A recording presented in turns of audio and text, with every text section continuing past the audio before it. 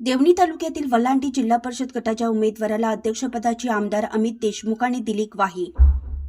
देवणी तालुक्यातील जिल्हा परिषद पंचायत समितीच्या प्रचार सभेला लातूर जिल्ह्याचे स्टार प्रचारक माजी मंत्री अमित देशमुख यांनी तालुक्यातील 3 जिल्हा परिषद गटाचे उमेदवार विजयी झाल्यास वलांडीच्या महिला उमेदवाराला जिल्हा परिषदच्या अध्यक्षपदी जिल्हा मुख्यमंत्री बसवणार अशी स्पष्ट ग्वाही दिल्याने देवणी तालुक्यातील तिन्ही गटातील मतदारात उत्साहाचे वातावरण निर्माण झाले।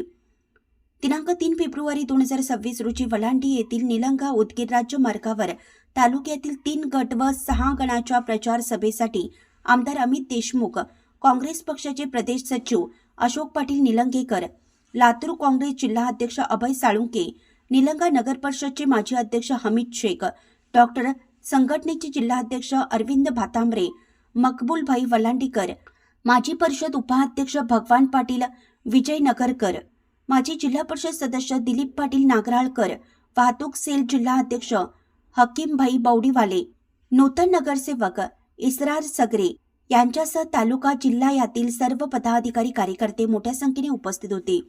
यावेळी वलांडीकरांकडून अमित विलासराव देशमुख यांचा शॉल व पुष्पगुच्छ देऊन यथोचित सत्कार करण्यात आला व आमदार अमित देशमुख यांच्या हस्ते प्रचार सभेत श्रीफळ ओवाळणी करून अर्पण करण्यात आला। यावेळी या सभेला संबोधित जिल्हा अध्यक्ष अभय साळुंके, प्रदेश सचिव अशोक पाटील निलंगेकर यांनी सभेला संबोधित केलं। स्टार प्रचारक अमित विलासराव देशमुख यांनी आपल्या भाषणात सांगितलं की जिल्हा परिषद निवडणूक ही स्थानिकांची गरजा पूर्ण करण्यासाठी असते, ती टीका-टिप्पणी करण्यासाठी नसते। भारतीय जनता पार्टीच्या नेत्यांनी जिल्हा परिषदच्या विकास कार्यावर न बोलता फक्त माझ्यावरच टिप्पणी करून जनतेला विकास कामाची भूल घालत आहेत। भारतीय जनता पार्टीच्या हातात लातूर जिल्हा परिषद गेल्या 10 वर्ष सत्ता हातात होती। या काळात त्यांनी काय विकास केला आहे हे जनतेने जाब विचारायची वेळ आली आहे। लातूर जिल्ह्याला विकासाचे वारसा असलेले स्वर्गीय विलासराव देशमुख, स्वर्गीय शिवराज पाटील चाकूरकर, स्वर्गीय शिवाजीराव पाटील निलंगेकर या दिवंगत नेत्यांनी लातूर जिल्ह्याची ओळख संबंध देशात व राज्यात करून दिली आहे।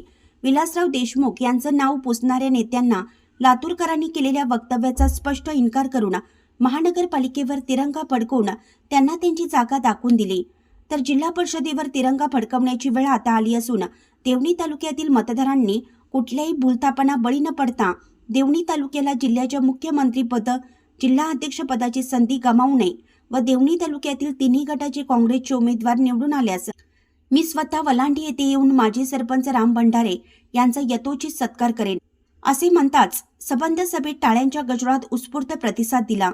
आमदार अमित देशमुख यांनी सुजाण मतदारांना येत्या 7 तारखेला पंजाच्या चिन्हासमोरील बटन दाबून प्रचंड मताने विजयी करण्याची विनंती केली। या सभेचे सूत्रसंचालन अंकुश माने यांनी केलं।